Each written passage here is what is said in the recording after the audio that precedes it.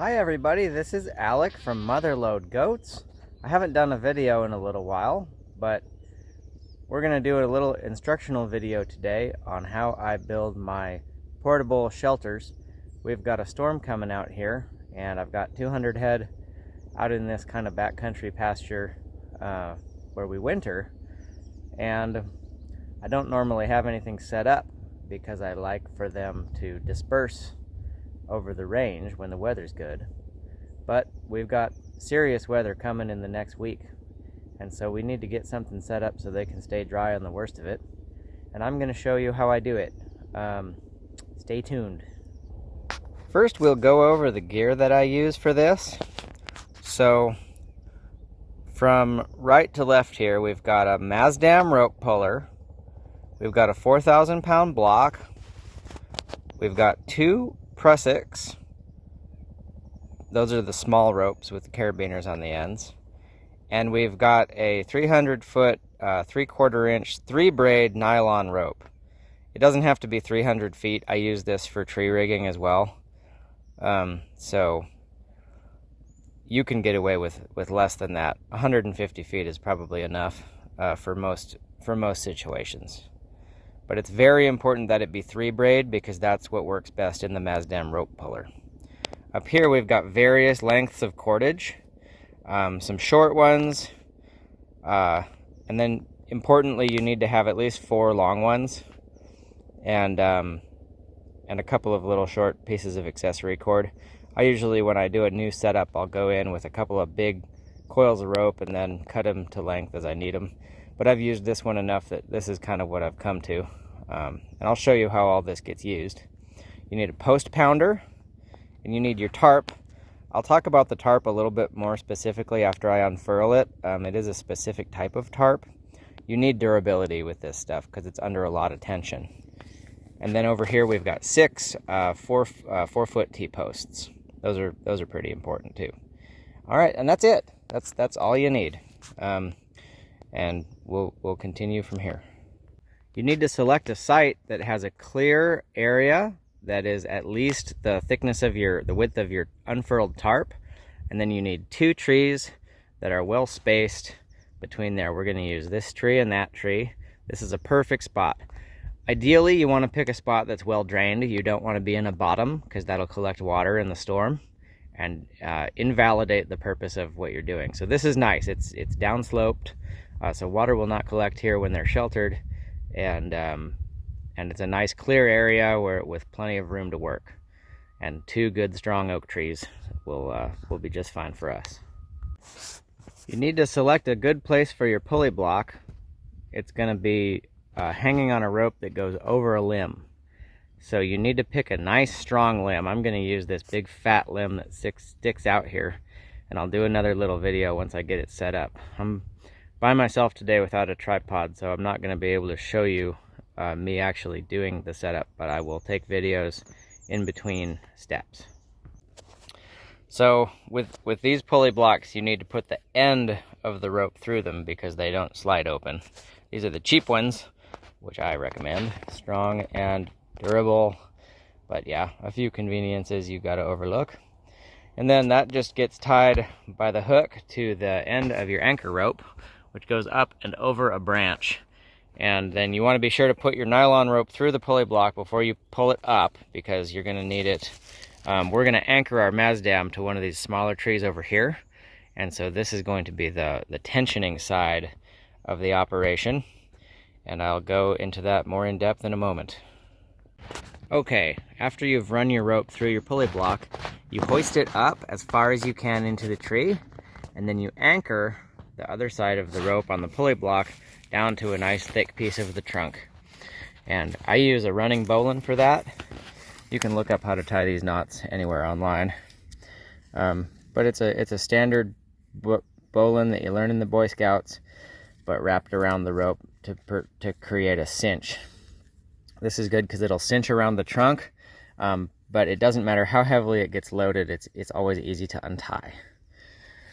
So that gives us a really nice high point for our pulley block, and then that'll allow us to tension up our tarp really, really well once everything's said and done.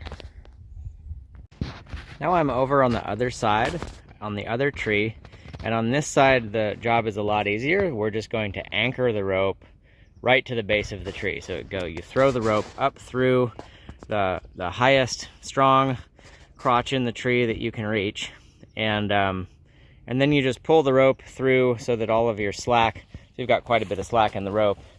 You want it laying on the ground, but you want it, you want to try to get as much of it out as you can, and then, because it'll make things a little bit faster later. And then you just anchor that rope to the base of the tree. I'll show you another video once that's done. Okay, so now this is the back end of the rope, going up and over the anchored side of the tree. And this knot that I used is it's the same as a bowline on a bite. It's just that I used, because I had a lot of extra rope over here. So you just pull a loop through and you tie the exact same knot, but just with a loop instead of a single strand. No big deal. And then that cinches nice and tight around the crotch of the tree. Okay, now we've got our anchor tree set up. We've got a nice flat line of rope along the ground, and then we've got our tensioning tree set up, and with the rope going over to the tree where the Maasdam will eventually be.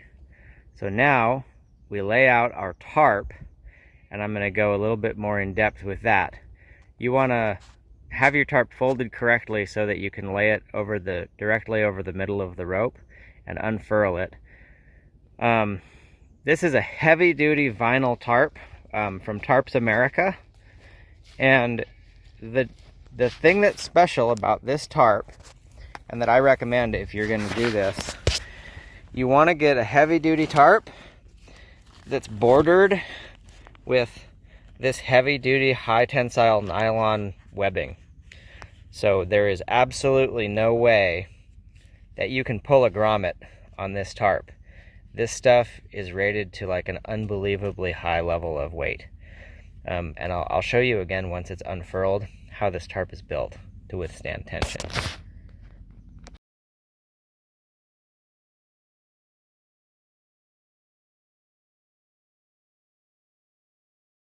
Here's a closer look at how these grommets are built on this tarp. Now, see, it's interwoven with this heavy-duty nylon, and so there's absolutely no way for this to rip out. It would have to be under an absolutely tremendous amount of strain. So, and it will be, because we're going to put a lot of oomph on this rope. So, get one of these if you're going to do this way. Okay, so we've got our tarp spread out, centered on the middle of our rope. And now I like to distribute out everything that I'm going to use. So now I've got my T-posts spaced on the corners, one in the middle and one on the opposite corner, and then it's the same over there. You want them to be out from your corner so that you can pull tension on them.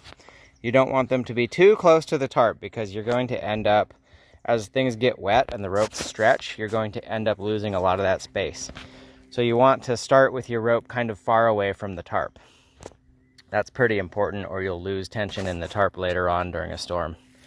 I just loosely coil these so that they can be unfurled. We're going to be running those through all the grommets, and I'll be showing you the process for that. There are some ways to save time with that part of the job, and I will show you how to do that. Okay, I just got out my post pounder and anchored these posts. I'm going to show you how to do it right. So you want them to be at an angle that angles away from the direction of pull. So when you've got your rope tied at the base of it, it gets as much resistance against the desire to pull out of the ground as possible. I have learned that through trial and error. All three of them, and you see how they're spaced away from the tarp. You don't want them to be right on the edge of the tarp, and you want them to be angled again so that they'll be creating counter tension on the tarp once it's tight. Okay, now I'm going to show you how to thread these ropes. The first thing you need to do when you're threading the ropes is anchor your corners, and you'll probably need to do some tightening up and work on that. after you've tightened it, but in order to thread the rope through the grommets, your life's going to be a lot easier if your tarp is tight and flat on the ground. So the first thing you do is use your small cordage. Over here, I have my small cordage, and you put one of those on each corner, and you anchor your corners down so that your tarp is nice and tight on the ground. Okay, now that we have the corners tight, all four corners are tied down to their posts. Now it's time to thread the grommet rope through all of the grommets. All right, so now I've taken one of those small diameter ropes and I've run it through every grommet on the long side where we're going to need to tension our tarp.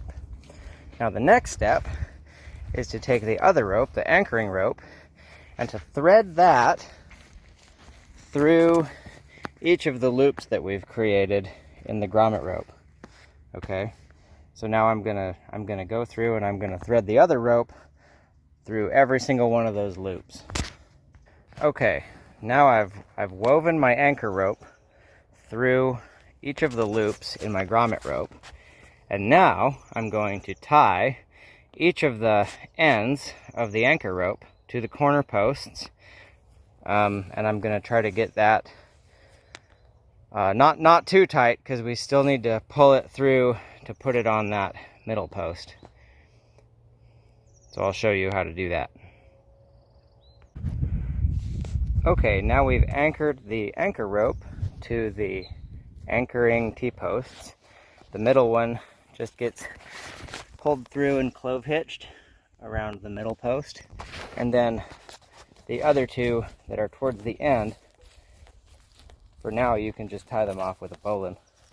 And now we're going to do the same set of steps on the other side to create this tensioning blank for when we start putting tension on the tarp. Now all of the ropes are set up in their locations on both sides.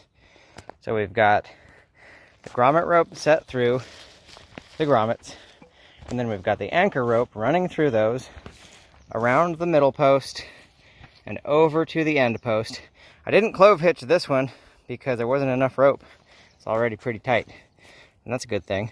So now we're going to start, I'm going to set up the Maasdam over here on this anchor tree, and we're going to start putting some tension on the tarp and getting finalized. Okay, so now I've got my Maasdam here anchored to the small tree, and then not too small of a tree because there's going to be a lot of pressure on it, but it's got to be small enough for your anchor rope, and that goes up to our block down to the system we just made. Now to set up the Maasdam, you have to thread the end of the rope through the system, so it is not something that is midline attachable, so be aware of that. But they're cheap, they're very strong, and they're perfect for this. Okay, so now we've got our Maasdam set up, and you can just hand pull the rope through it until you've got some tension. So you can just pull all your slack through, and then you can see that goes up to the block and down to the tarp. And now we're going to start cranking on that Maasdam and start dragging this tarp up into the air, and then we'll start doing adjustments as we put tension on the system. So now we've gotten some tension on the tarp, and you can see, as usual, because the rope starts to bend, so the tarp is going to start to bunch up in the middle. We don't really want that. We want to maximize the amount of coverage we get. So now I'm going to set up on this end, only on one end, I'm going to set up a prussik just right there where that grommet is close to that rope. And that'll allow as we pull it, it'll pull the tarp along with it. You got to remember when you do that to undo the corners on the end that's going to be getting pulled on the opposite end. On this end it's okay because it'll be pulling towards the line, and that'll actually give us a little bit more slack on those ropes.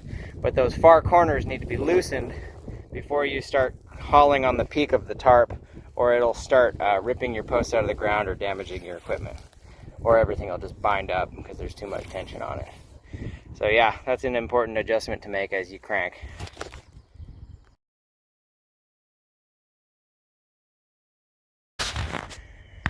Okay, so now our tarp is roughly the height that we're going to want it. You don't want it high, because otherwise if it's high it'll catch wind and rain will get in and it won't be warm. You want it as low to the ground as you can have it, so that those goats, when it's really, really, really bad out, they can get down under there and they can hold on to some of their body heat and they can huddle up. I've seen all 200 of these goats under this tarp before. And that's actually not a bad thing. When it's really bad out, you want them to get close together and keep warm. So you do definitely need to control for like external parasites, like mites and things like that when you do this, because they're packed together. But what I do is I just, when they're out grazing, I'll spray underneath the tarp, and then I'll throw down some feed and spray them with a dilution of permethrin and neem oil to help keep external parasites down, because those can wipe you out when you're in this situation too. So but the thing that'll wipe you out the quickest is bad weather with no shelter. So anyway, we've still got a few more adjustments to make. You can see over here that the sides are starting to get tight, but they're not tight enough. So we need to start bringing in some of that rope. We need to tighten our anchor rope, and we need to start tying off our grommet rope. So now you see we've adjusted this side. What you do is you loosen up your grommet rope, and then you tighten up your anchor rope, and you alternate doing those things until you get a nice spider web here. And before your storm, you want this to have as much grommet rope laid out like in triangle like that as you can, because you're going to be tightening it up as the storm continues and the rope stretches, and eventually it's going to wind up kind of like it was when we started, where it's all sucked up against the tarp. But if you start out like that, you're going to end up with a slack tarp by the end of the storm. So you got to get it as tight as you can starting out so that you're a little bit safer. Okay, we are all set here. We've got a good solid windproof goat shelter that they can get in the rain. And you can see here, everything's all set up like it should be. You finish off these grommet ropes with a friction hitch on the anchor line, just like that. And you tighten up your corners with just a trucker hitch. And this is just about the cheapest way that you can get 200 goats out of the rain. You can get all the stuff for this for under $1,000. I mean, I don't think there's a stock trailer or a stock shelter out there that sells for anywhere near that. So, and this is nice because you can set it up pretty much anywhere you want. You can pack the whole thing up and put it in the back of your little Nissan, and it's just about the handiest little deal. Just need to know how to use some knots and have a few little rigging skills down, and you can keep your goats safe and dry in the storm. All right, there we go. It's been great. It's been great to see you all, and I hope that I helped you learn something useful today, and that you can take this skill and use it on your own herd or to keep yourself safe in a storm. Yep, I hope that helped you, and it was really fun to make this video. Please like and subscribe, comment in the comment section if there's anything that's unclear or that you want help with, and I can always add a video or help explain something that didn't make sense. So don't be shy. I'm just trying to be here to help. And so yeah, this is Alec with Motherlode Goats, and I'll see you all next time. Bye.